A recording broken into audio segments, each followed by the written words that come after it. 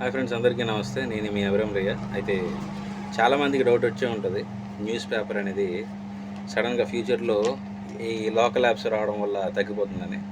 అయితే చాలామందికి ఈ డౌట్ వచ్చే ఉంటుంది, న్యూస్ పేపర్ అనేది తగ్గిపోతే మరి ఈ న్యూస్ పేపర్ తాలూకా కంపెనీస్ ఏం చేస్తాయి, నష్టమైపోతాయి కావాలా అని చాలామంది అనుకుంటుంటారు, నష్టమైపోతుంటుందని. కానీ అలా నష్టమైపోవు.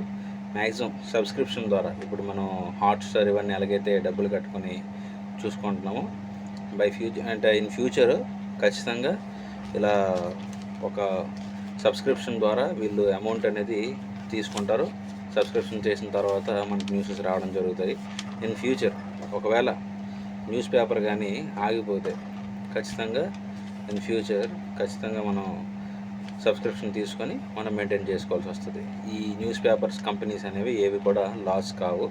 అదేవిధంగా సోషల్ మీడియా యాప్స్ పరంగా చాలా వరకు ఈ న్యూస్ అనేది క్రియేట్ అవుతుంది కదా, మ్యాక్సిమం ఆ న్యూస్లో కొంత ఫేక్ న్యూస్ అనేది ఉంటుంది.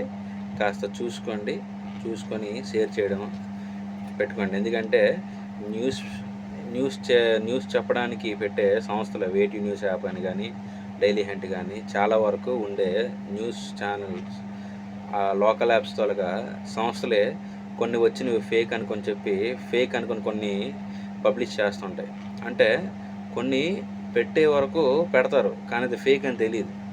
అది మ్యాటర్. ఫేక్ న్యూస్ స్ప్రెడ్ అవ్వకుండా ఒరిజినల్ న్యూస్ తెలుసుకోవాలంటే మ్యాక్సిమం పేపర్ చదవండి. ఖచ్చితంగా ఒకవేళ పేపర్ ఫ్యూచర్లో ఆగిపోతే మాత్రం ఖచ్చితంగా ఈ కంపెనీస్ అనేవి సబ్స్క్రిప్షన్ ద్వారా మనం అమౌంట్ కడితేనే మనకు న్యూస్ అనేది రావడం జరుగుతుంది. దాన్ని బట్టి ఇన్ ఫ్యూచర్ ప్లానింగ్ ఇది.